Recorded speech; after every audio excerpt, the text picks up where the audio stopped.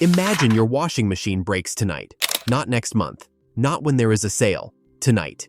You need clean clothes for work, your child has school in the morning, and there is water all over the floor. At the store, you find two machines. One costs $900. It is efficient, reliable, and should last for years. The other costs $500. It uses more electricity, has a shorter warranty, and probably will not last as long.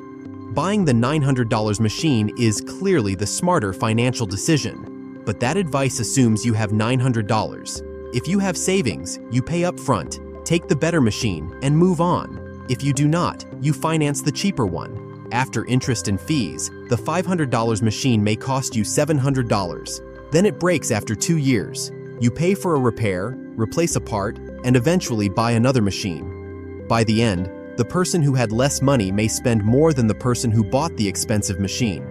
More money for a worse product. That sounds backwards. But it is one of the strange realities of poverty. Being broke is not only about having less money. It often means paying more for almost everything. You can see this in almost any supermarket. A small bag of rice costs $4. A large bag, 3 times the size, costs $9. The larger bag is obviously the better deal. You pay less for every pound of rice. But if you only have $4 available, the $9 bag is not really an option. You may understand the math perfectly. That does not create another $5. So you buy the small bag. Then you do the same thing with detergent, cooking oil, toilet paper, diapers, and mobile data. People with cash can buy in bulk, wait for promotions, and stock up when prices fall. People without cash often buy only enough to survive until the next paycheck. This creates a strange situation.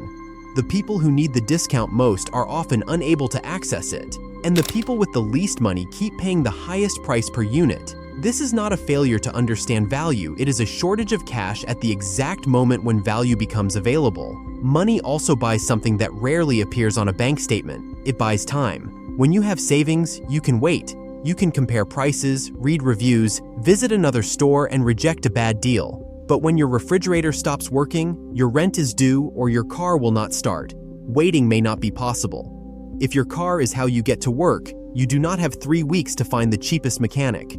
You need the car running tomorrow. And when you need something immediately, you lose leverage. You take the first available repair. You accept the higher interest rate. You buy the appliance that can be delivered today, not the one that offers the best long-term value. This is why urgency is so expensive. The fewer days you have to solve a problem, the fewer choices you have. People with money can wait for the right deal. People without money often have to accept the deal in front of them.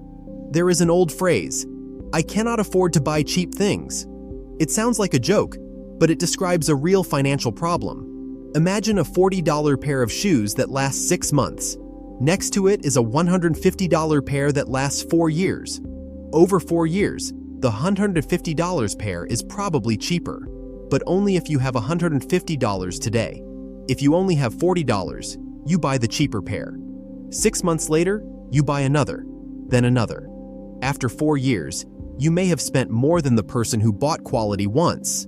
This happens with shoes, furniture, tools, electronics, car repairs, and household appliances. Sometimes the cheaper product is a sensible choice, but sometimes it is simply the only choice available. From the outside, repeatedly buying a low-quality item may look irrational. From the inside, there may have been no realistic alternative. Now imagine 2 people face the same $600 car repair. The first person has an emergency fund. They pay $600, feel annoyed, and continue with their week. The second person has no savings, but they still need the car to get to work. So they use a credit card, take a cash advance, or apply for a short-term loan. The mechanical problem is identical. The final cost is not. One person pays $600. The other pays $600, plus interest, fees, and possibly late payment charges.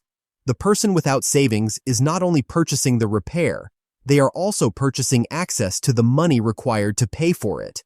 We often call interest the price of borrowing money, but for someone living paycheck to paycheck, interest can become the price of keeping normal life running, the price of getting to work, the price of keeping the electricity on, the price of surviving until payday. There is another cost that is harder to see, Being broke can consume enormous amounts of time. You may travel across town because one supermarket is slightly cheaper. You may spend hours on public transportation because a car is not affordable. You may use your weekend fixing something yourself because hiring a professional is impossible. On paper, you saved money. In reality, you paid with your time. A person with more money can order dinner and get an hour back. They can take a taxi when they are late. They can hire someone to repair the sink while they continue working. Money allows people to make problems disappear. Without money, you often have to solve every problem personally, and lower-paid jobs frequently come with less control over time. Taking a day off may mean losing a day's income. A medical appointment may cost both the doctor's fee and the wages from a missed shift. A call from your child's school can become a financial emergency before the afternoon is over. A shortage of money creates a shortage of time, and a shortage of time makes it harder to study, search for a better job, learn a new skill, or build another source of income. The cycle begins to feed itself. Banks do not charge everyone the same price for borrowing. Someone with high income, strong credit, and plenty of savings usually receives a lower interest rate. Someone with irregular income, existing debt, or a damaged credit history pays more. Banks call this risk-based pricing, and from a business perspective, it is understandable. But the result is still uncomfortable. The person who can most easily afford a loan receives the cheapest money. The person who can least afford another expense pays the most for the same dollar. Housing can work in a similar way. Someone with savings can pay a deposit, cover moving costs, and leave an expensive apartment. Someone without savings may remain trapped in a building with high heating bills, constant repairs, or a long commute. The cheaper apartment may be far from work. The lower rent may come with higher transportation costs. Something can look inexpensive on paper and still be extremely expensive to live with. It is tempting to say, they should have budgeted better. They should have saved more. They should not have bought that phone. And yes, people make bad financial decisions at every income level. But mistakes do not cost everyone the same amount. A wealthy person makes a bad purchase and regrets it. A low-income person makes the same purchase and may struggle to pay rent. One person absorbs the mistake with savings. The other borrows money and continues paying interest on that mistake for months. So the decision is not the whole story. We also need to ask what options were available when the decision was made. How urgent was the problem? Could the person afford to wait? Did they have savings? Were there actually better choices within reach? Everyone may appear to be playing the same financial game, but they are not playing with the same number of lives. There is no simple solution. Telling someone to earn more is not useful when earning more is the entire challenge, and personal budgeting cannot fully solve high housing costs, unstable employment, expensive healthcare, or unreliable transportation. Still, at an individual level, the first financial goal may not be investing. It may simply be creating a small distance between you and the next emergency. That does not need to begin with 6 months of expenses. Start with one bill, then one repair, then perhaps 1 month of essential costs. A small emergency fund will not make you wealthy, but it can give you time to compare, time to reject a bad loan, time to solve one problem without creating a second problem. It also helps to look beyond the price tag. How long will the product last? How much energy will it use? Can it be repaired? Will the cheap version need replacing again next year? The cheapest purchase is not always the least expensive decision. Poverty is not only having less money in your account. It is paying more for smaller quantities. It is missing the discount because you need the product today. It is buying the same cheap item again and again. It is borrowing money for an emergency and paying interest on that emergency for the rest of the year. It is spending hours to save a few dollars because your time is the only resource left to trade.